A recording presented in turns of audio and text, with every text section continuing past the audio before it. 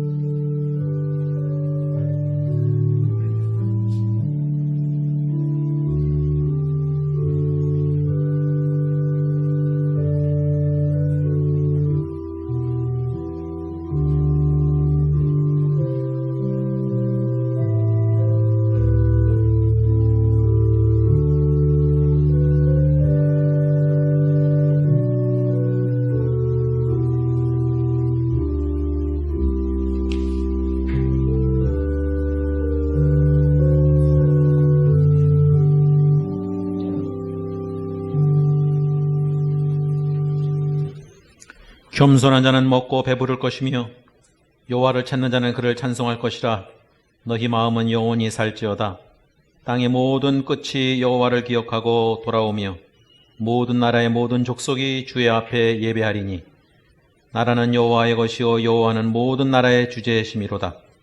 세상의 모든 풍성한 자가 먹고 경배할 것이요 진토 속으로 들어가는 자 곧 자기 영혼을 살리지 못할 자도 다 그 앞에 절하리로다. 후손이 그를 섬길 것이요 대대의 주를 전할 것이며 와서 그의 공의를 태어날 백성에게 전하며 주께서 이를 행하셨다 할 것이로다. 죄를 사랑하시는 하나님 아버지, 오늘도 전능하신 하나님 앞에 모였습니다. 하나님만을 바라보며 하나님만 영광 받을 수 있는 예배가 될 수 있도록 죄들을 주장하여 주옵소서. 예수님의 이름으로 기도합니다. 아멘. 다 같이 일어나셔서 찬송가 22장 부르겠습니다.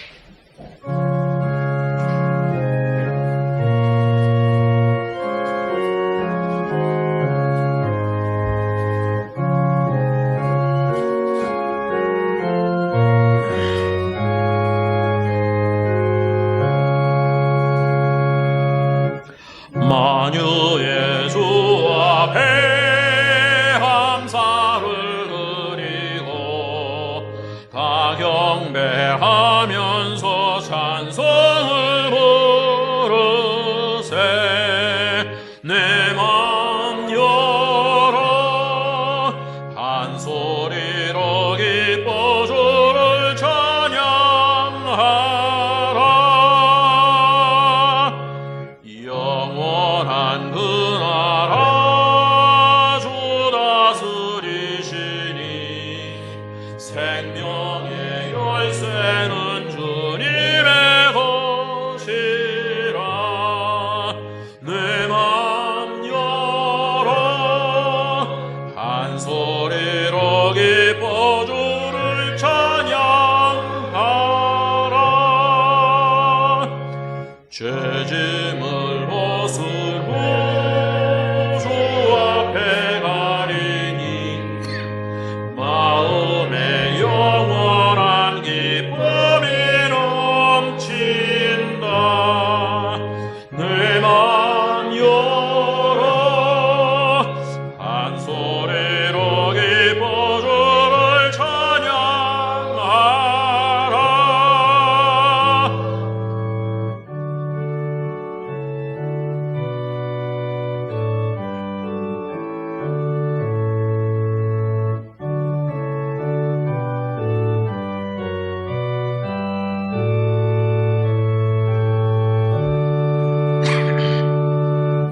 참 소망 가지고 그날을 기리며 주 다시 오실 때 기쁘게 맞으리. 내 맘 열어 한 소리로 기뻐 주를 찬양하라.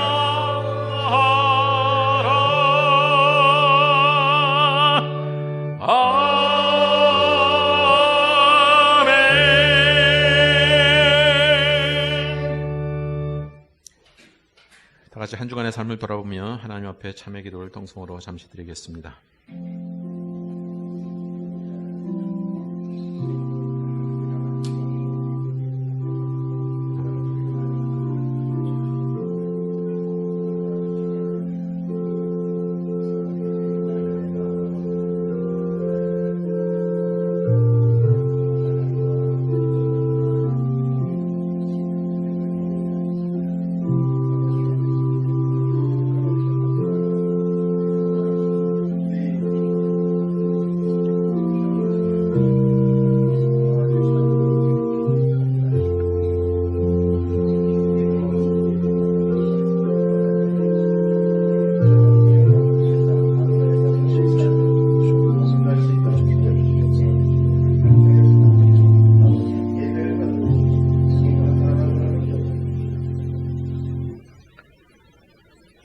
저희를 사랑하신 하나님 아버지, 지난 한 주간에도 저희들이 죄와 씨름하고 또한 허덕이면서 살아왔음에도 불구하고 하나님께서 저희를 받아주시니 감사드립니다. 또한 하나님께서는 저희의 허물에도 불구하고 저희를 버리시지 않을 것이라는 것에 대해서도 감사를 드립니다. 저희는 하나님과 또한 저희 주변의 모든 사람들에게 죄된 마음을 갖고 있지는 않은지 저희 자신을 늘 돌아볼 수 있도록 주님 저희들을 지켜주시옵기를 원합니다. 또한 저희가 죄를 지을 때 하나님 앞에 고백하면 하나님께서는 저희의 죄를 용서하시고 또한 저희를 깨끗게 하여 주실 것이라는 약속의 말씀을 의지할 수 있도록 저희들을 붙들어 주시옵소서. 세상이 아무리 저희를 공격하고 또 세상에 어려운 일을 닥치더라도 하나님의 말씀 가운데서 오토기처럼 일어날 수 있도록 주님 저희들을 붙들어 주시옵소서. 예수님의 이름으로 기도합니다. 아멘. 전능하사 천지를 만드신 하나님 아버지를 내가 믿사오며 그 외아들 우리 주 예수 그리스도를 믿사오니 이는 성령으로 잉태하사 동정녀 마리아에게 나시고 본디오 빌라도에게 고난을 받으사 십자가에 못 박혀 죽으시고 장사한 지 사흘 만에 죽은 자 가운데서 다시 살아나시며 하늘에 오르사 전능하신 하나님 우편에 앉아 계시다가 저리로서 산 자와 죽은 자를 심판하러 오시리라. 성령을 믿사오며 거룩한 공예와 성도가 서로 교통하는 것과 죄를 사하여 주시는 것과 몸이 다시 사는 것과 영원히 사는 것을 믿사옵나이다. 아멘. 다 같이 앉아서 찬송가 563장 부르겠습니다.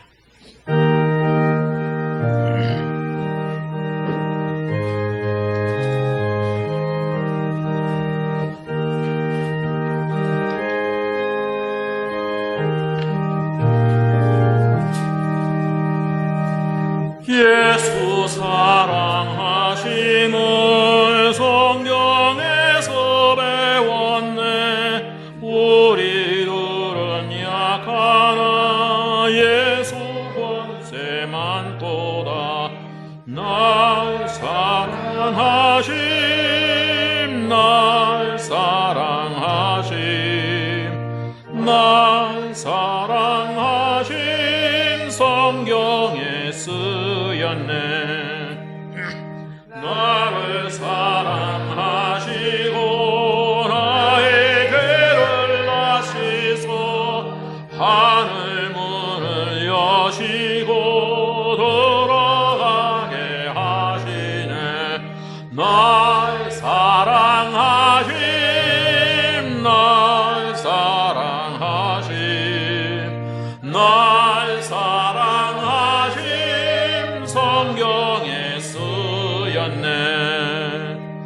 내가 연약할수록 더욱 귀히 여기사 높은 보좌 위에서 낮은 나를 보시네. 날 사랑하심 날 사랑하심 날 사랑하심 성경에 쓰였네. 세상 사는 동안에 나와 함께 하시고 세상 떠나가는 날 천국 가게 하시소. 날 사랑하심 날 사랑하심 날 사랑하심 성경에 쓰였네. 아멘.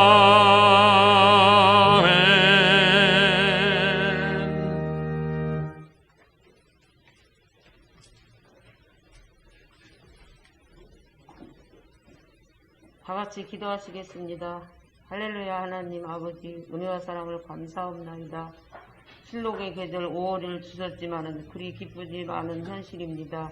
오늘 또 세상과 더불어 불안한 삶을 살다가 죄인의 모습으로 아버지 앞에 나왔습니다. 불쌍히 여겨 주시옵소서. 코로나로 인하여 경제며 사회며 불안하고 장발장 같은 범죄가 많이 일어나고 있습니다. 어서 빨리 온 국민에게 백신이 보급되어서 상체가 생겨서 마음대로 할부하고 식사도 하고 모임도 갖고 예전으로 어서 빨리 돌아갔으면 바람입니다. 주님, 저희의 기도를 들어주시옵소서. 하나님 아버지, 침체된 저희들의 믿음을 더하여 주시고 회복시켜 주시옵소서. 기도에 힘쓰게 하시옵고 생활 자체가 기쁘고 감사함만 있게 하시옵소서. 우리 교회 어린아이부터 어른에 이르기까지 건강과 평안을 주시옵소서. 오늘 이 예배를 감사로 드려지는 참 예배로 드려지게 하옵시고 말씀으로 충만케 하여 주시옵소서. 감사하며 예수님 이름으로 기도합나이다. 아멘.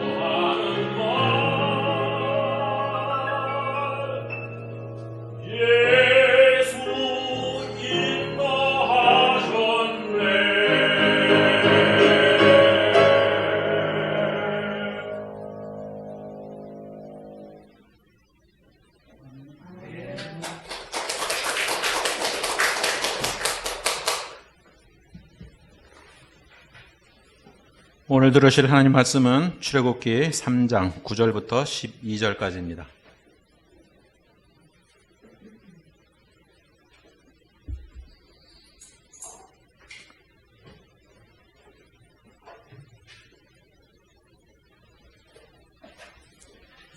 출애굽기 구약성경 출애굽기 3장 9절부터 12절까지입니다. 이제 가라. 이스라엘 자손의 부르짖음이 내게 달하고 애굽 사람이 그들을 괴롭히는 학대도 내가 보았으니 이제 내가 너를 바로에게 보내어 너에게 내 백성 이스라엘 자손을 애굽에서 인도하여 내게 하리라. 모세가 하나님께 아뢰되 내가 누구이기에 바로에게 가며 이스라엘 자손을 애굽에서 인도하여 내리이까?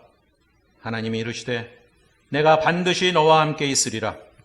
내가 그 백성을 애굽에서 인도하여 낸 후에 너희가 이 산에서 하나님을 섬기리니 이것이 내가 너를 보낸 증거니라. 아멘. 예, 오늘 말씀은 지난주의 설교에 연결된 말씀입니다. 하나님께서 아브라함을 통해서 이스라엘 백성을, 이스라엘 민족을 만드시기로 작정한 후에 가나안 땅을 준비하셨고 또 야곱의 자손들을 애굽으로 이주시켜서 풍요로운 땅에서 그 인구의 수를 늘리시는 작업을 하셨습니다. 그리고 마지막으로 노예로 살았던 그들을 모세를 통해서 이끌어 가나안 땅으로 인도하심으로 명실상부한 땅과 백성과 주권이 있는 하나의 하나님의 택하신 민족 백성을 만드시려고 계획을 하신 거죠. 그래서 이 일을 할 인물로 모세를 결정하시고 80년 동안 모세를 훈련시켰다. 전반부 40년은 애굽에서, 후반부 40년은 미디안 광야에서. 애굽을 통해서는 모세의 소명의식과 리더십을 훈련시켰고 미디안 광야에서는 낮아짐을 배우게 하시고 겸손함을 배우게 하셨다.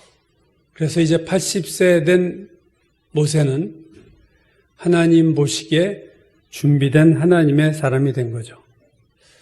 애굽과 미디안 광야는 정반대의 환경입니다.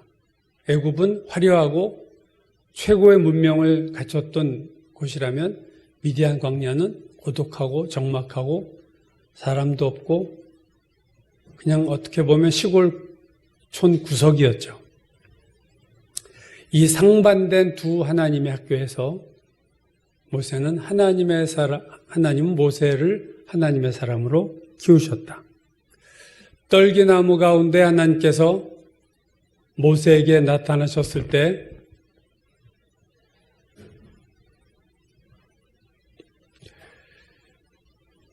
모세의 반응은 내가 누구이기에 하나님께 바로에게 가며 이스라엘 자손을 애굽에서 인도하여 내리까? 이 내가 누구이기에라는 모세의 말은 자신이 하나님을 감당할 만한 그러한 출애굽을 감당할 만한 사람이 못 된다라고 하는 생각을 하고 있다는 거죠. 그래서 모세는 이 광야를 통해서 낮아지고 겸손한 사람이 됐다. 이게 지난주 설교의 내용이었습니다. 자, 내가 누구이기에 바로에게 가면 이스라엘 자손을 인도합니까?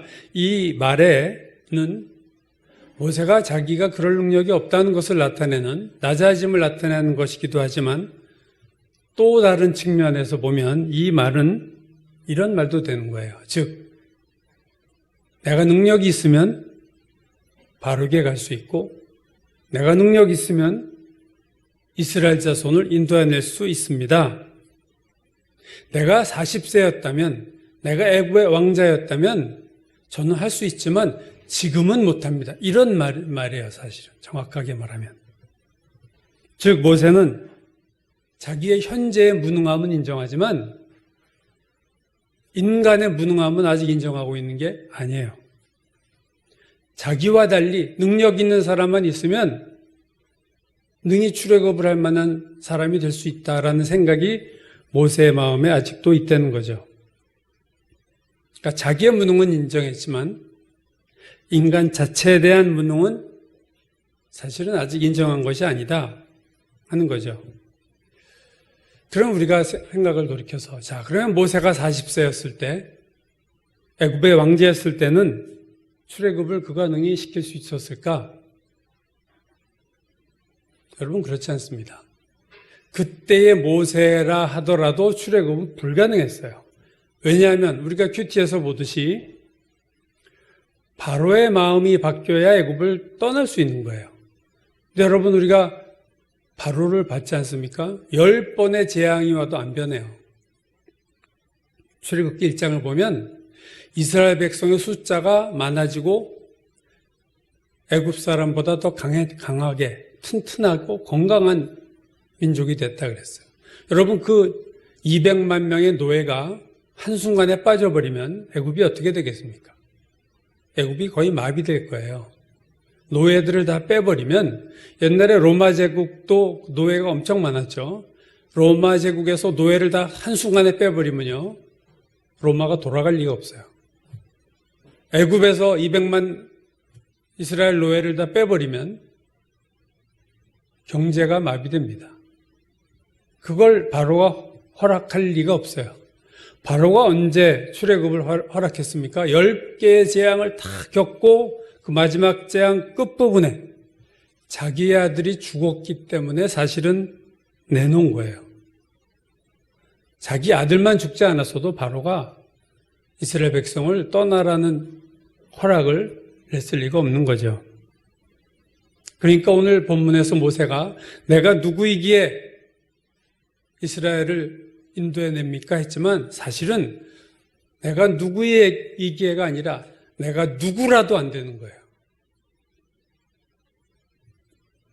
자, 애굽을 떠나는 것도 사실은 바로의 마음을 바꾸는 것도 인간의 힘으로 불가능했는데 설사 바로의 마음이 바뀌어서 떠났다 할지라도 떠나기만 하면 됩니까? 앞에 홍해가 있는데 거기를 어떻게 건너갈 거예요? 200만 명이. 가축까지 가지고. 다리가 있기를 해요, 지금처럼. 뒤에서는 바로의 군대가 쫓아왔는데 노예들이 언제 군대 훈련을 한 적이 있습니까? 그냥 멸망당하는 거예요. 리더가 아무리 잘나고 똑똑해도 소용이 없는 겁니다.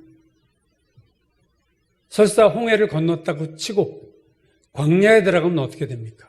자, 광야 길은 모세도 이스라엘 백성도 다 초행길이에요. 방향이 어딘지도 알지 못하고 200만 명 먹을 음식을 어떻게 준비하고 갑니까? 하나님이 불기둥과 구름기둥으로 인도하지 않았으면, 하나님이 만나와 메추라기로 주지 않으셨으면 그 어떤 지도자가 이스라엘을 인도해도 광야에서 다 굶어 죽었습니다. 아말렉이 공격한 적이 있죠. 여호수아의 군대가 싸우고 있을 때 모세는 산 위에 올라가서 손을 들고 기도할 때 모세가 손을 들면 이스라엘이 이기고 모세의 손이 피곤해서 내려오면 이스라엘이 패배하는 일이 나타나자 아론과 훌이 모세의 손을 붙잡고 끝까지 모세의 손이 해가 질 때까지 내려오지 않게 하므로 이스라엘이 전쟁에서 승리했어요. 여호와 니시, 하나님이 싸우게 하셔서 이긴 거예요. 광야를 다 갖다 쳐도 가나안에 어떻게 들어갑니까? 요단강은 어떻게 건널 것이며 여리고성 난공불락의 여리고성은 어떻게 무너뜨릴 거예요? 가나안의 거인족들은 어떻게 싸워서 이길 거예요? 불가능해요. 모세가 한참 때 40살 때라도 모세가 애굽의 왕자로 있을 때라도 불가능한 겁니다. 그러니까 모세가 지금 내가 누구이기에 이스라엘 백성을 인도하고 바르게 갑니까 했을 때 그 인정한 것은 뭐냐면 내가 지금 현재 저는 아무것도 못합니다. 그건 인정했지만 그러나 누군가가 가면 할 수도 있다는 생각이 아직 그 밑에 깔려 있었어요. 이 생각이 사실은 결국 문제를 일으킵니다. 지난주에 제가 말씀드렸듯이 40년 이스라엘 백성 이끌고 가나안 입구에 도착한 가데스 바네아에서 모세와 이스라엘 백성이 싸웠다고 그랬죠. 또 물이 없기 때문에 모세를 원망하고 싸우니까 모세가 화가 났어요. 자, 근데 그 120세 이제 모세인데요. 80세 때 부름받아서 120세 됐는데 80세 때의 호렙산에서 내가 누구이기에 하던 모세는 시골 그냥 노인이었어요. 근데 120세가 된 모세는요, 이건 그냥 할아버지가 아니라 위대한 하나님의 종이 되어 있었어요, 그때는. 그러니까 모세의 마음에 뭐가 있었어요? 광야를 지내면서 자기를 통해 놀라운 기적들이 나타났어요.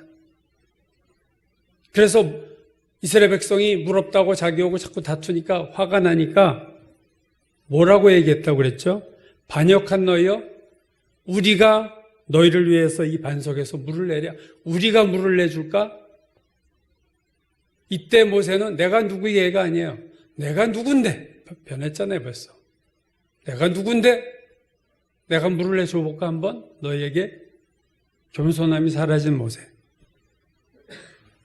인간은 항상 무능하고 연약한 존재입니다. 그러나 내가 잘되고 강하고 잘 나갈 때는 그걸 몰라요. 깨닫지를 못해요. 객관적으로 자기가 낮아져야만 사람은 내가 무능하구나, 내가 연약하구나를 깨닫는 것이 인간입니다. 우리가 평생 명심해야 될 진리는 우리가 연약한 존재라는 거예요.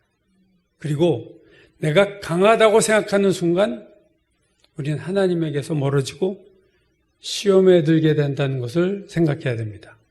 바울이 이렇게 말했죠. 그런즉 선줄로 생각하는 자는 넘어질까 조심하라. 내가 강하다고 생각하는 순간, 내가 잘났다고 생각하는 순간이 사실은 가장 위험한 순간이에요. 신앙적으로 가장 위기에 처한 때입니다. 어쨌든 모세는 이 광야 학교에서 교만이 깨어지고 낮아짐을 배웠어요. 그러나 아직 모세가 배우지 못한 것이 하나 있습니다. 자, 모세가 내가 누구에게 바로에게 갑니까? 내가 누구이기에 이스라엘 백성을 인도합니까? 할 때 하나님의 대답은 이거였어요. 오늘 보면 12절이죠. 지난주에 비해서 한 절을 제가 덧붙인 건데 12절 하나님이 이르시되 내가 반드시 너와 함께 있으리라. 모세는 내가 누군데 갑니까? 이렇게 물었어요. 그럼 하나님이 대답을 이렇게 하시는 게 일반적이죠. 네가 준비가 이미 다 됐어. 너 별거 아닌 사람 아니야. 이제 너 됐어. 이렇게 대답하실 법한데 내가 누구입니까? 그랬더니 내가 누구에게 갑니까? 했더니 하나님이 내가 갈게. 이렇게 대답하신 거예요. 모세는 자신의 어떠함에 대한 얘기를 한 거예요. 나 무능한 인간이에요 했는데 하나님은 하나님 자신에 대해서 얘기하세요. 내가 누굽니까? 그랬는데 내가 함께 할게. 하나님 이렇게 대답하세요. 그러니까 모세는 내가 누구이기에라는 그 질문에는 출애굽의 성공 여부는 내가 누구냐에 의해서 결정된다고 보고 있는 거예요. 그러나 하나님은 출애굽의 성공 여부는 내가 함께하는 것에 의해서 결정된다. 이렇게 대답하시는 거죠. 즉 하나님의 대답에서 할 수 있는 것은 이스라엘 백성을 애굽에서 인도해내는 일의 성패는 그가 누구냐에 의해서는 상관이 없는 거예요. 중요한 것은 하나님이 그 사람과 함께 하느냐 안 하느냐의 문제라는 거죠. 내가 너와 함께 하리라. 우리 이 말이 익숙해요. 그래서 이거야 별거 아닌 것 같고 당연하다는 생각을 할지도 모르지만 사실은 하나님이 우리에게 하실 수 있는 최고의 약속이 내가 너희와 함께 하리라예요. 예를 들어서 슈퍼맨이 있다고 생각해 보세요. 슈퍼맨, 스파이더맨도 좋아하자. 자, 슈퍼맨이 있는데 슈퍼맨이 평범한 인간에게 약속할 수 있는 최고의 약속이 뭐예요? 슈퍼맨이 너 어려우면 내가 와서 도와줄게. 영화에 보면 무슨 악당한테 사고당하면 슈퍼맨이 확 나타나잖아요. 내가 도와줄게.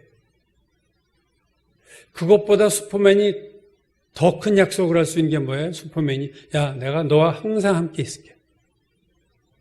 여러분 슈퍼맨이 항상 함께 있으면요 악당이 나타나도 소용이 없어요. 근데 슈퍼맨이 너 힘들 때 도와줄게 하면은 슈퍼맨이 나타날 때까지 우리는 죽을 수도 있고 다칠 수도 있잖아요. 근데 항상 슈퍼맨이 옆에 있으면 게임 끝. 아무도 못 건드리는 거예요. 영화에서 왜 공경을 당해요? 슈퍼맨이 아직 없잖아. 나타나주지 않았잖아요. 하나님 우리에게 하시는 가장 큰 약속은 내가 너를 도와주리라, 내가 너를 구원하리라가 아니라 내가 너와 항상 함께 있으게. 이게 제일 큰 약속이에요. 하나님 우리 항상 함께 있으면 우리를 건드릴 자는 아무도 없어요. 1초도 빈틈이 없는 거예요. 그러나 모세는 내가 너와 반드시 함께하리라, 있으리라 이 말의 의미를 이해하지 못했어요. 이게 뭔 말인지 아직 몰랐어요. 그러니까 거절하죠. 저 못합니다. 그러니까 하나님이 모세의 그 예스라는 답을 유도하기 위해서 기적을 행하셨어요. 지팡이가 뱀이 되게 하고 뱀이 다시 지팡이가 되게 하는 기적과 손을 품속에 넣었더니 문득병에 걸렸던 손을 다시 넣었다 빼니까 문득병이 없어지는 기적을 통해서 자기 자신을 보여주시기 시작합니다. 그래서 기적을 다 보여줬더니 출애굽기 4장 13절에 보면 모세가 이런 얘기를 해요. 다 기적을 보고 나서 한 말입니다. 보낼 만한 자를 보내소서. 보낼 만한 자를 보내소서. 주님, 저는 보낼 만한 자가 아니지만 어디 한번 찾아보세요. 보낼 만한 자가 있을 테니까 그 보낼 만한 자를 찾아서 보내시죠. 여러분, 이 말은 뭐예요? 모세는 아직도 하나님을 바라보지 못하고 있다는 거예요. 또 그 누군가 보낼 만한 자가 있을 거다. 아직 인간적인 차원에서 계속 생각이 벗어나지 못하는 것을 보게 됩니다. 내가 못해? 그럼 우리는 나보다 더 능력 있는 사람을 찾아요. 더 전문가를 찾아요. 하나님을 안 찾고.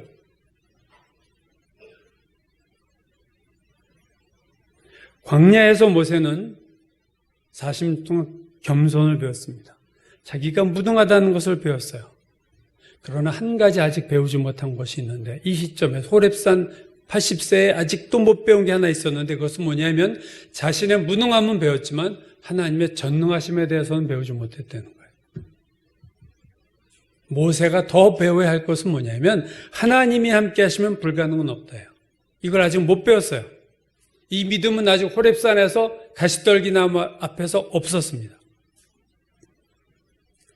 지팡이가 뱀을 대는 것을 통해서 하나님의 전능하심을 모세가 배워나가기 시작해요. 10가지 재앙을 통해서 하나님의 전능하심을 모세도 배워가고 있는 겁니다.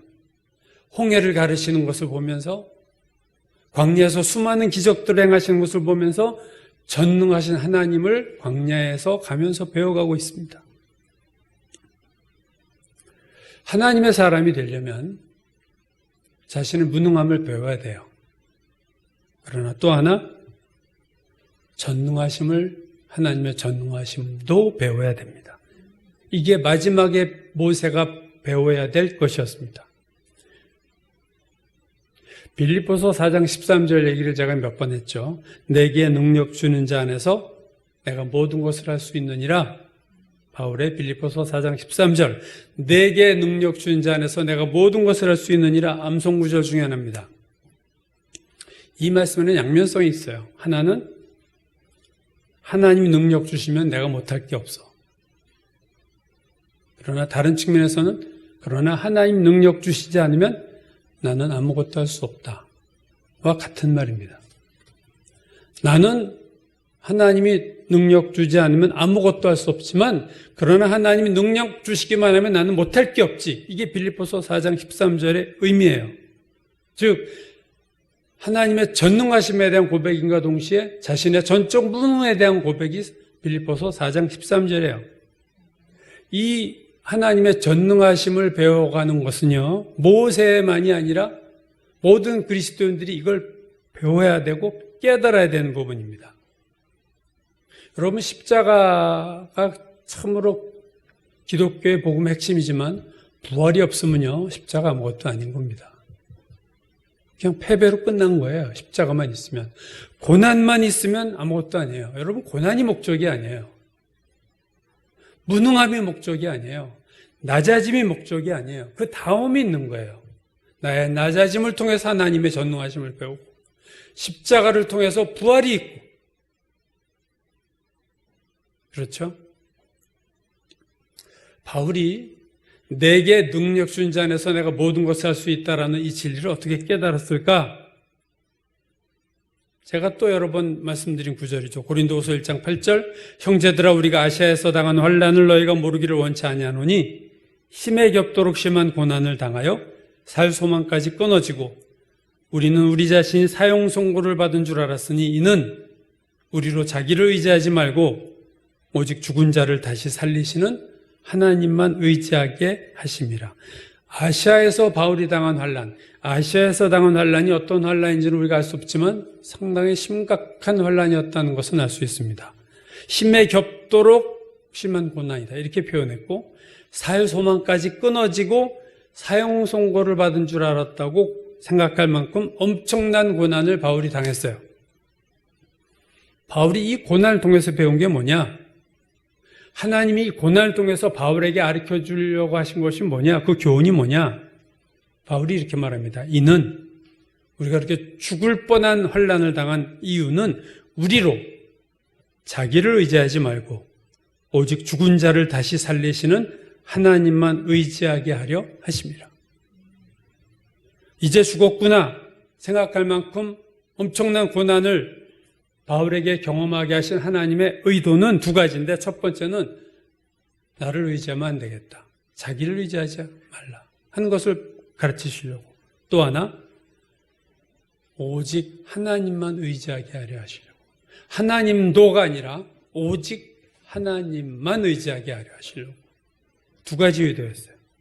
그 하나님은 어떤 분이라고요? 하나님만 의지하게 하신 하나님은 죽은 자를 살리시는 하나님, 전능하신 하나님, 그 하나님만 의지하게 하려고 자기를 의지하는 것 다 버리고 오직 전능하신 하나님만 의지하게 하려고 아시아에서 바울에게 그런 고난을 당하게 하셨다는 거예요.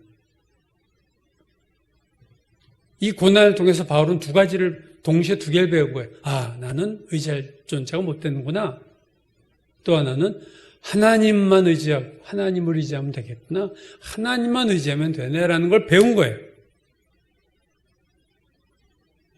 내가 아무것도 할 수 없는 자라는 것을 여러분 어떻게 깨닫나요? 그럴 상황을 경험해야 됩니다.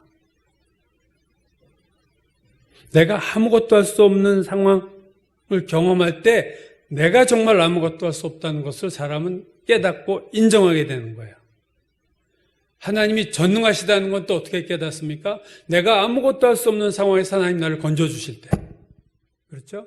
그때 전능하신 하나님. 내가 아무것도 할 수 없는 상황이 인생에서 여러 번 옵니다, 여러분. 그렇죠?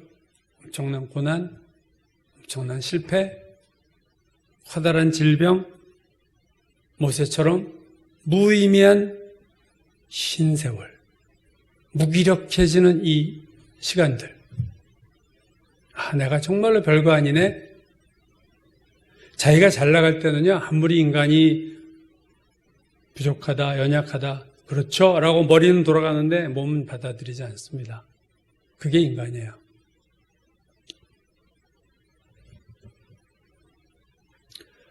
나는 안 되는구나. 야, 이건 이젠 내가 내 손 놓을 수밖에 없네라는 상황을 경험함과 동시에 그 상황에서 하나님이 건져주시는 것을 경험할 때 우리 나의 무능함과 하나님의 전능하심을 배우게 됩니다.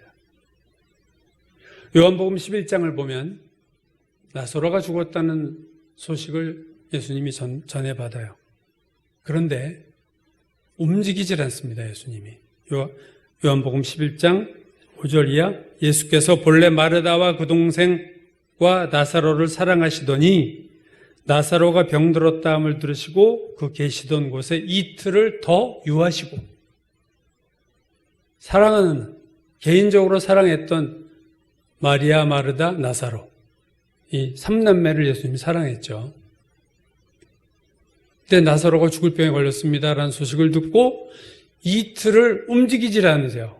팍 뛰어가시려야 당연한 상황인데 뛰어가서 빨리 나사로를 고쳐줘야 될 상황에서 예수님이 이틀을 더 유하셨다. 왜 여러분 이틀을 더 유하셨어요? 어떻게 보면요, 나사로가 죽기를 기다리신 거예요. 왜? 죽은 자를 살리심으로 예수님이 누군지를 보여주시려고. 죽음이라는 불가능한 상황, 인간이 손을 댈 수 없는 상황, 아무도 여기에는 할 수 있는 일이 아무것도 없는 그 상황에서 하나님의 전능하심을 보여주시기 위해서 이틀을 더 유하신 거예요. 여러분, 하나님은 이렇게 이틀을 유하실 때가 있어요. 우리 인생에서. 나는 급한데. 아브라함에게 이삭을 주실 때도 마찬가지입니다. 아브라함에게 이삭을 주겠다고 처음 얘기하신 게 75세. 갈대아 우르를 떠날 때, 고향을 떠날 때였어요. 근데 언제 주셨나요? 이삭을 100세에 주셨습니다. 25년 동안 안 주셨어요. 왜 하나님이 이삭을 75세 때부터 계속 주겠다고 하시고는 100세나 되어서 주셨을까? 로마서 4장 18절이 이렇게 말씀합니다. 아브라함이 바랄 수 없는 중에 바라고 믿었으니. 바랄 수 없는 중이란 건 뭐예요? 인간이 할 수 없는 상황. 바랄 수 없는 중이라는 것은 이제는 애 낳을 수 없는 상황. 아브라함이 100세가 돼서 늙어서 아이를 가질 수 없고 사라도 늙어서 애를 낳을 수 없는 상황이 될 때까지 하나님이 애를 안 주셨다는 거예요. 그 다음 로마서 4장 19절은 이렇게 말합니다. 그가 100세나 되어 자기 몸이 죽은 것 같고 사라의 태가 죽은 것 같음을 알고도 믿음이 약하여지지 아니하고 100세나 되어서 자기 몸이 죽은 것 같다. 살아있지만 애 못 낳는 몸이에요. 죽은 것 같은 몸이 되고 사라의 태도 태가 있지만 죽은 태예요. 죽은 태. 애 낳을 수 없는 태예요. 애 낳기에는 불가능하고 인간의 무기력한 상황에서 하나님이 이삭을 주심으로 하나님의 전능하심을 보여주시는 거예요. 이게 하나님의 방법입니다. 우리의 무능함을 알게 하시고 하나님의 전능함을 가르쳐 주세요. 왜 이렇게 짓궂게 우리를 다루시는가? 우리 때문에 그런 거예요. 우리는 그렇게 안 하면 지난주도 말씀드렸지만 기도원의 300군사로 줄지 않으면요. 내 힘으로 이겼고 내 손으로 이겼고 내 능력으로 애 낳고 내 능력으로 환란을 벗어났다고 꼭 그렇게 뒤에 가서 그런데도요. 하나님이 한두 번 속으셨겠어요? 하나님의 사람에게는 그러므로 양면성이 있습니다. 정말로 하나님 쓰시는 사람에게는 양면성이 있어요. 뭐냐? 자기가 무능하다는 걸 인정합니다. 하나님의 사람. 그리고 하나님의 전능하심을 믿어요. 이게 하나님의 사람의 특징입니다. 모세도 그랬고 바울도 그랬고 아브라함도 그랬어요. 하나님이 쓰시는 사람은 항상 내 무능함을 깨닫고 그러나 하나님만 개입하시면 못할 일이 없다.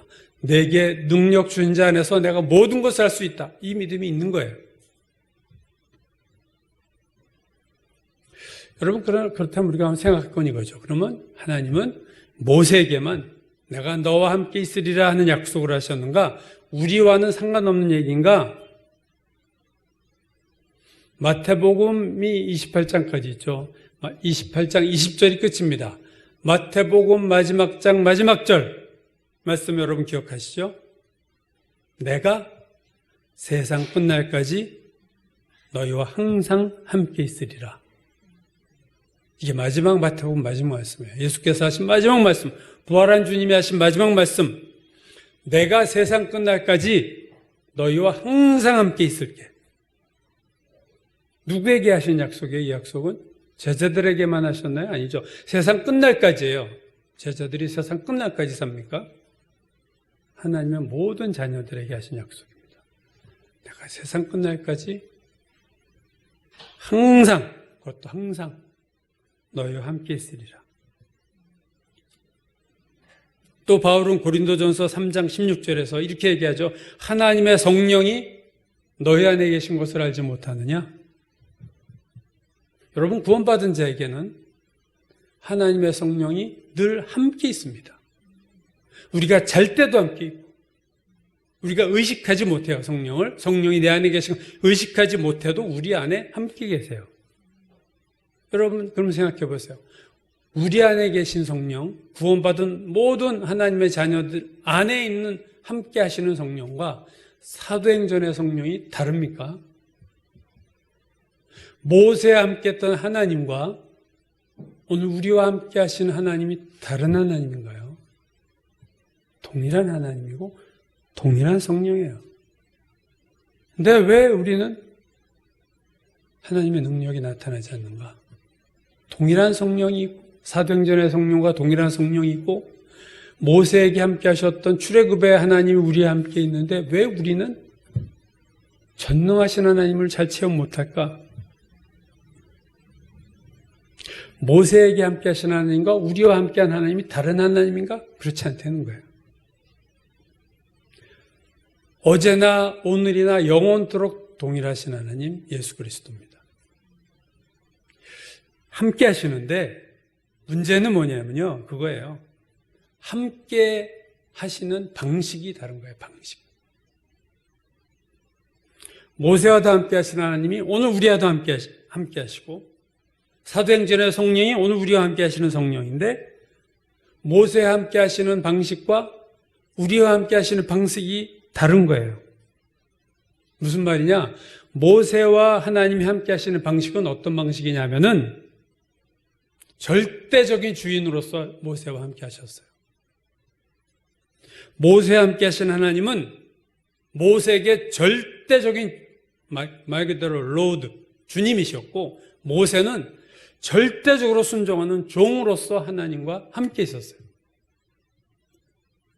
여러분, 바로의 10번째 재앙을 반복해서 보면서 참 놀라는 거예요. 바로가 참 대단한 인물이구나. 어떻게 그 큰 재앙들을 보면서 10번을 계속 거절해? 근데 여러분, 바로가 10번 거절했다는 얘기를 다른 각도에서 보면 모세가 10번이나 바로에게 간 거예요. 저 같으면 한 3-4번 가다가 그럴 거예요. 하나님 이제 그만 가죠. 가봐야 안 될 것 같은데 그냥 관두죠. 이렇게 할 것 같은데 모세가요 10번을 다 갑니다. 출애굽기 7장 6절 모세와 아론이 여호와께서 자기들에게 명령하신 대로 행하였더라. 7장 10절 모세와 아론이 바로에게 가서 여호와께서 명령하신 대로 행하여 지팡이를 던지니 뱀이 된지라. 7장 20절 모세와 아론이 여호와께서 명령하신 대로 행하여 지팡이를 들어 나일강을 치니 그물이 다 피로 변하고. 8장 16절 여호와께서 네 지팡이를 들어 땅에 티끌을 치라 하라. 그것이 애굽 온 땅에서 이가 되리라 하니 그들이 그대로 행할세. 모세는요 철저하게 100% 순종을 했습니다. 하나님 앞에. 민수기 12장 얘기를 제가 지난주에 했죠. 누이 미리암과 형 아론이 모세를 비방했다. 구스 여인을 취했다고 비방했을 때 하나님이요 미리암과 아론을 불러서 이렇게 말씀하십니다. 민수기 12장 6절 7절 이르시되 내 말을 들으라. 너희 두 사람 내 말 들어. 너희 중에 선지자가 있으면 나 여호와가 환상으로 나를 그에게 알리기도 하며 꿈으로 그와 말하기도 하거니와 내 종 모세와는 그렇지 아니하니 그는 내 온 집에 충성함이라. 모세는 충성하는 종이야. 달라. 너희들하고 다르고 다른 선지자들하고도 달라. 모세는 내 온 집에 충성함이라. 이 절대적인 모세의 충성에 대해서 히브리서 3장 5절 또한 모세는 장래에 말할 것을 증언하기 위하여 하나님의 온 집에서 종으로서 충성하였고. 종으로서 충성했다. 이게 되게 중요한 표현이에요. 이스라엘이 출애굽을 해서 가나안에 들어간 것은 하나님만 있으면 사실 돼요. 하나님이 다 하신 거예요. 그럼 모세의 광야 40년은 미디안 광야 40년은 무슨 의미가 있는가? 다 하실 수 있는데 왜 모세를 40년 동안 그 고생을 시키실까? 하나님은 불가능이 없으신 분이시지만 하나님이 함께하면 못할 일이 없지만 하나님이 함께 하신다고 다 되는 게 아니에요. 왜냐하면 하나님이 함께 하셔도 그가 하나님에 대해서 불순종하면 그가 자기 마음대로 행하면 하나님이 함께 하셔도 하나님의 전능하심이 드러날 수가 없습니다. 하나님의 전능하심이 하나님의 함께 하심으로 드러나려면 한 가지 조건이 필요한데 하나님이 함께 하신 그 사람이 전적으로 순종해야 돼요. 하나님한테. 출애굽의 역사는 누군가가 필요했어요. 하나님 혼자 하지 않으셨습니다. 사람을 통해서 하시니까 누군가는 필요했는데 그 누군가는요, 능력 있는 사람이 아니에요, 여러분. 능력 있는 사람을 하나님이 찾지 않으세요. 하나님이 찾으시는 사람은 누구냐면요, 순종하는 사람, 충성하는 사람입니다. 우리는요, 하나님의 일을 한다고 할 때 항상 사람의 능력이라는 관점에서 접근을 해요. 그 사람이 그럴 능력이 있을까? 그러나 하나님은 순종과 충성의 관점에서 사람을 고르시고 사람을 찾으십니다. 전능하신 하나님 앞에 제가 누누이 말씀드리죠. 전능하신 하나님한테 능력 있는 사람이 왜 필요해요? 능력은요, 그냥 하나님이 한순간에 주시면 되는 거예요. 삼손에게 그냥 능력 주시면 삼손은 그런 힘이 생기는 거예요. 그러나 순종하는 사람, 충성하는 사람은요, 오랜 시간에 걸쳐서 만들어집니다, 여러분.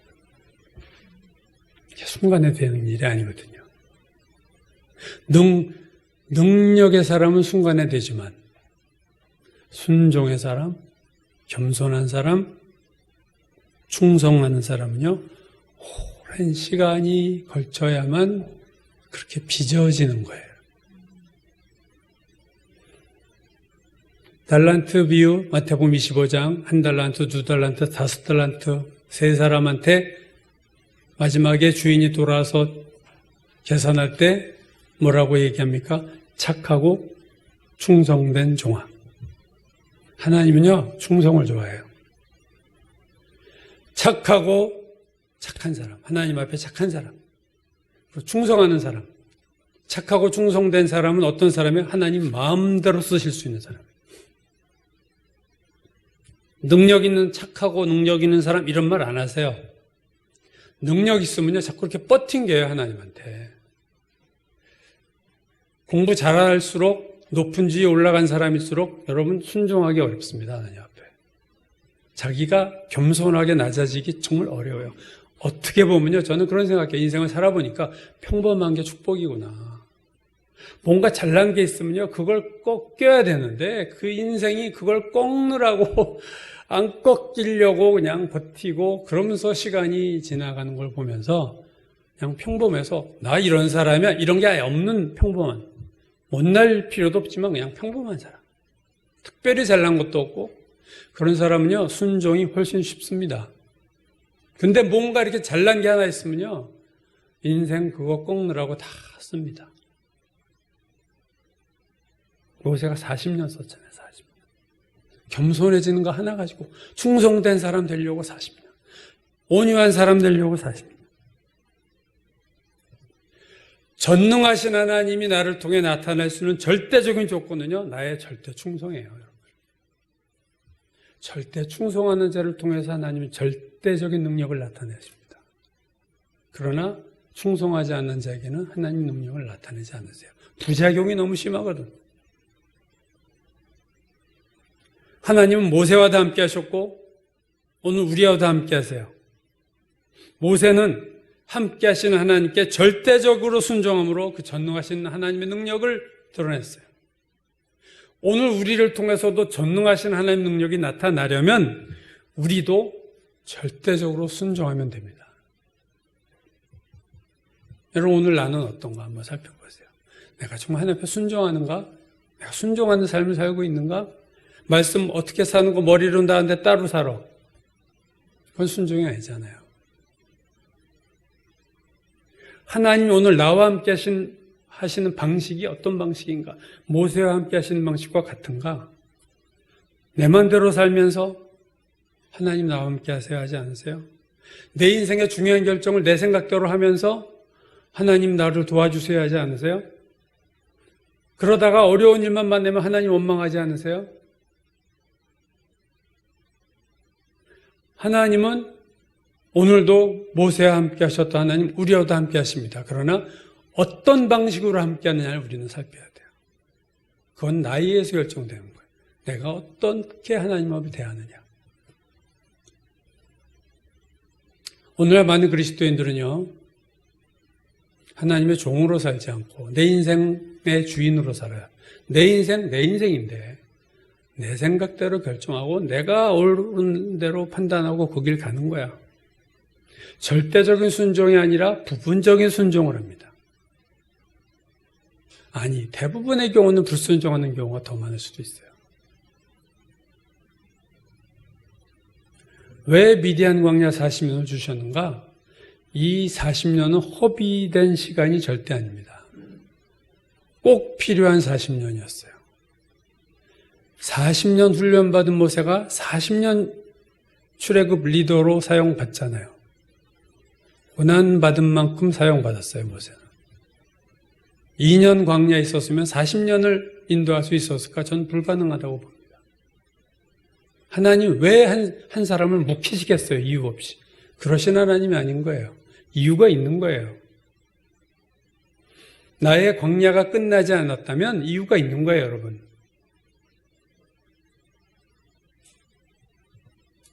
우리에게 고난이 오는 이유는 우리를 낮추시고 온전하게 하나님께 순종하는 자로 만드시기 위해서 그렇습니다.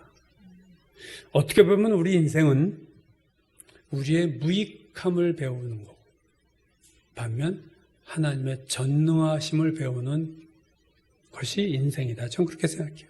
인생을 살면서 갈수록 참 나 무능한 존재구나, 나 연약한 인생이네를 배워가면서 또 시간이 가면서 하나님 전능하신 하나님이구나를 점점 발견해가는 것, 그게 우리 인생이에요. 오늘 어린이 주일인데 사실 어린아이의 마음으로 주님과 함께 있어야 됩니다. 예수님은 어린아이의 특징을 자기를 낮추는 거라고 얘기하셨어요. 마태복음 18장 4절, 누구든지 이 어린아이와 같이 자기를 낮추는 사람이 천국에서는 큰 자다. 애들은 자기가 무능함을 알아요. 내가 저 선반 못 짚는 거 알아요. 우리 하다못해 강아지도 자기가 무능함을 알아요. 그래서 소파에 못 올라오는 걸 알아요. 그래서 소파 앞에서 날 쳐다봐요.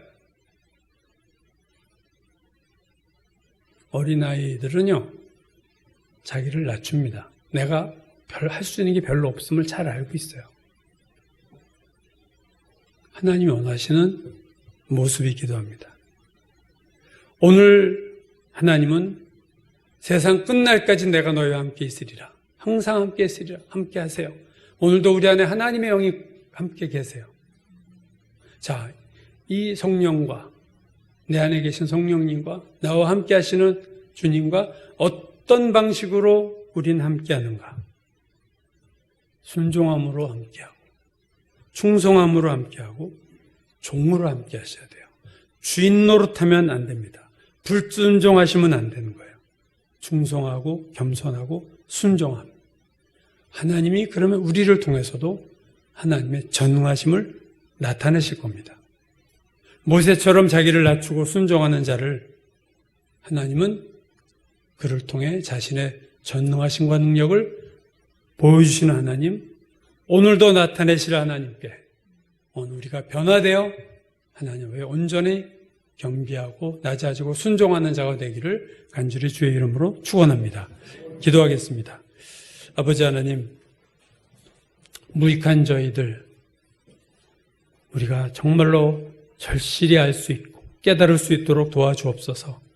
우리가 할 수 있는 것이 아무것도 없음을, 우리가 숨 쉬는 것조차 할 수 없는 인생임을, 한 발짝 두 발짝 확실히 걸어갈 수 있다는 것도 장담할 수 없는 연약한 인생인 것을 잊지 말고 기억하면서 하나님의 전능하심을 믿고 따르는 진정한 하나님의 사람이 다 되도록 축복하여 주옵소서.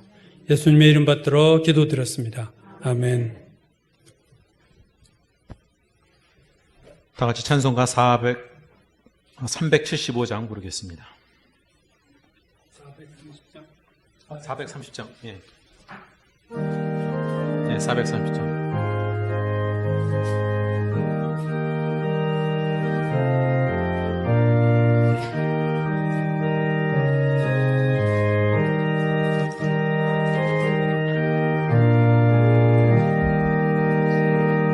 주와 같이 길 가는 것 즐거우니 아닌가.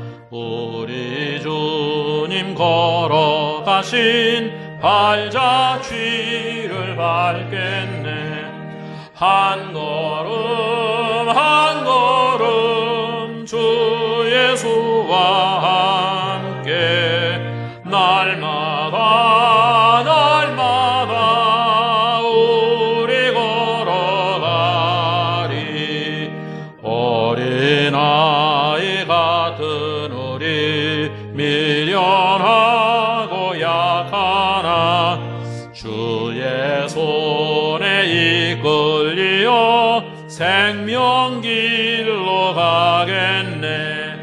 한 걸음 한 걸음 주 예수와 함께 날마다 날마다 우리 걸어가리. 꽃이 피는 들판이나 험한 골짜기라도 주가 인도하는 대로 주와 같이 가겠네. 한 걸음 한 걸음 주 예수와 함께 날마다 날마다 우리 걸어가리. 옛 선지자 에녹같이 우리들도 천국에 끌려 올라갈 때까지 주와 같이 걷겠네. 한 걸음 한 걸음 주 예수와 함께 날마다 날마다 우리 걸어가리.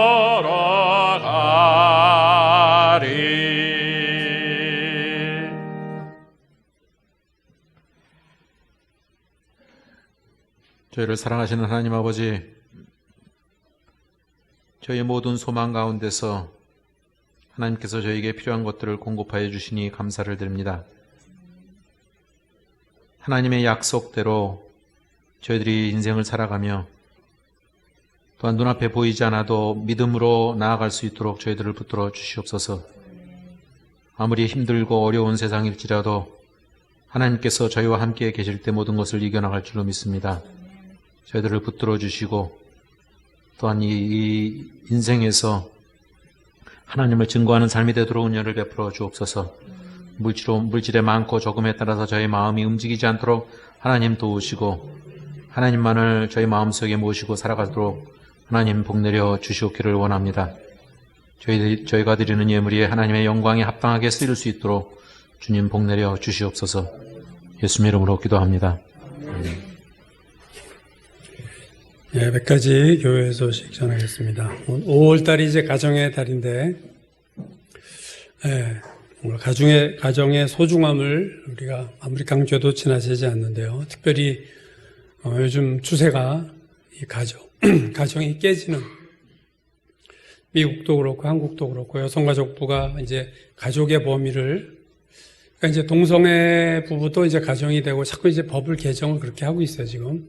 그래서 남편 없이 이렇게 해가지고 임신해가지고 키우는 뭐 탤런트인지 누구 뉴스가 전에도 났던데 그런 식으로 자꾸 가정이 깨지고 그래서 미국도 지금 어떤 진보 좌파도 그렇고 항상 이 진보 쪽에서 이 동성애 미국에서 이번에 모든 미국 대사관에 무지개 색깔 넣어라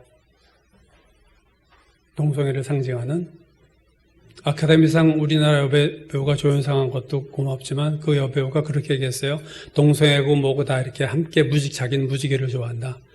그러니까 요즘 트렌드가 가정이 깨지는 거예요. 부부간의 관계도 얼마나 가정폭력이 심합니까? 자기 애를 그냥 몹쓸 짓을 하고 뉴스가 전부 부부간에 부모와 자식간에 형제간에 이거 다 깨지고 파편처럼 부서지는 이 가정.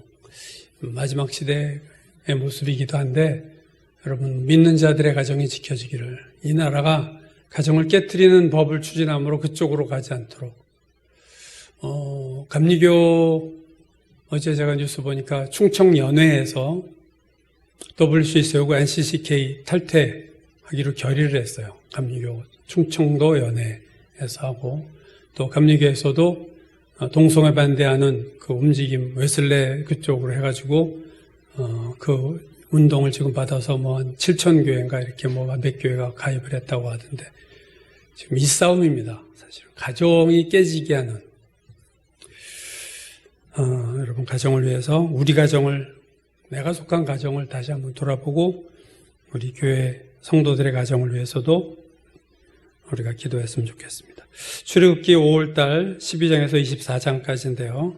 계속해서 큐티 열심히 해주시기 바라겠습니다. 기도 제목, 코로나 백신 부족함이 없도록 부작용으로 그렇게 심한 부작용 없이 넘어갈 수 있도록 기도해 주시고, 내년 대선 위해서 기도해 주시고, 5월달 우리 가정들을 위해서 기도해 주시고, 대학생들, 청년들, 자영업자들 위해서 기도해 주시고, 북한에서 고생하는 북한 주민들을 위해서 기도해 주시고, 선교사님들, 또 우리 교회 청년들을 위해서 기도해 주시고, 진기 형제가 기도할 사람인데 허리가 되게 안 좋대요. 허리도 안 좋고, 하여튼 건강 위해서 기도해 주시고, 부모님 구원을 위해서도 기도해 주시기 바라겠습니다. 유 목사님 건강을 위해서도 기도하고, 우리 통성으로 잠깐 기도하겠습니다. 아버지 하나님, 오늘도 우리 가운데 함께 하셔서 주여, 하나님이 코로나 백신에 부작용이 없이 하나님 집단 면역이 이룰 수 있는 나라 되게 하셔서, 아버지 참으로 귀한 지도자를 세워주시고, 아버지 가정들을 지켜주시고, 하나님 이 나라와 하나님 이 전 세계가 아버지 가족이 깨어지고 가정이 망가지는 이 시대, 하나님 우리가 하나님 가정을 잘 귀하게 여기고 귀하게 보존하는 이 아버지 나라 믿는 자들 교회, 저희가 교회 가정들 다 되게 도와주시옵소서.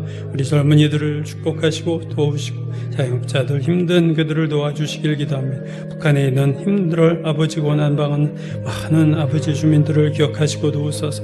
귀한 종들을 하나님 붙드시고 하나님의 역사해 주시길 기도합니다.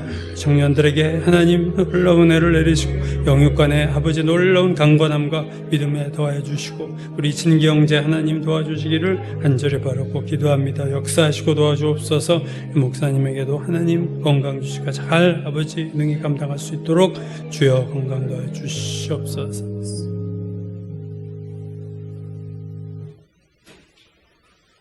다 같이 일어나셔서 찬송가 447장 부르시고 축도함으로 예배를 마치겠습니다.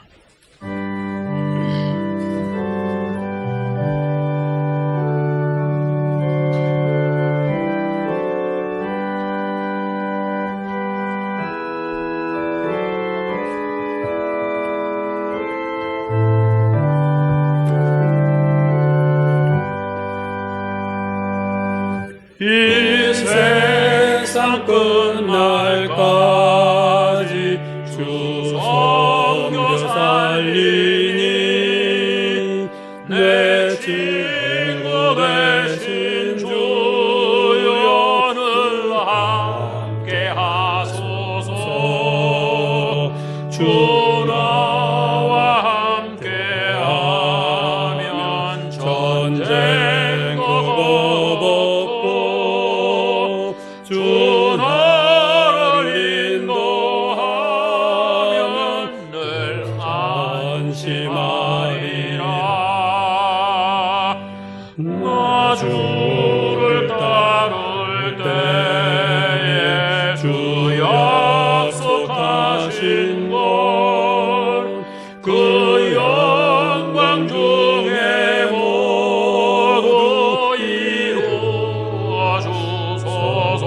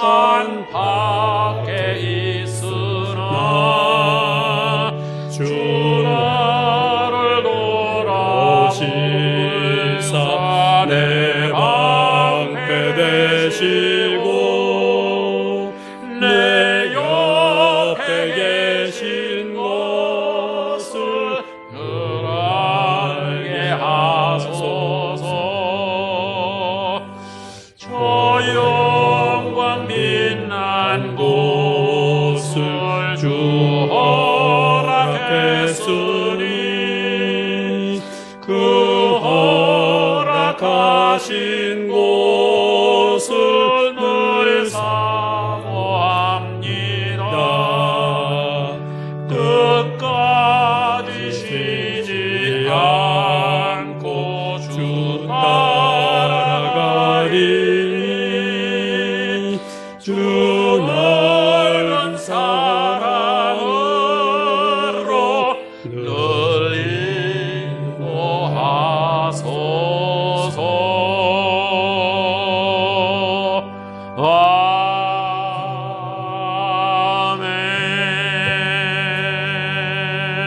아멘. 이 세상 끝날까지 주 섬겨 살리니 세상 끝날까지 우리 함께 하신 주님께 우리도 세상 끝날까지 주님을 섬겨 사는 삶이 되게 하옵소서. 항상 겸손하고 항상 낮아지고 항상 내가 할 수 있는 것이 아무것도 없음을 절실히 깨닫는 은혜를 허락하여 주옵소서. 그래서 하나님, 나와 동행하신 하나님, 나를 통해서 하나님의 능력과 은혜가 나타나는 도구가 되기에 부족함이 없도록 우리 모두를 축복하여 주옵소서. 이제는 우리 구주 예수 그리스도의 놀라우신 은혜와 하나님의 크신 사랑과 성령의 감함, 함동하심, 또 우리와 함께하심, 교제하심이 오늘 이 예배를 드리고 정말 하나님과 늘 섬기며 동행하며 살리라고 결단한 모든 성도들 머리 위에 지금부터 영원까지 함께 하시기를 간절히 축원하옵나이다. 아멘.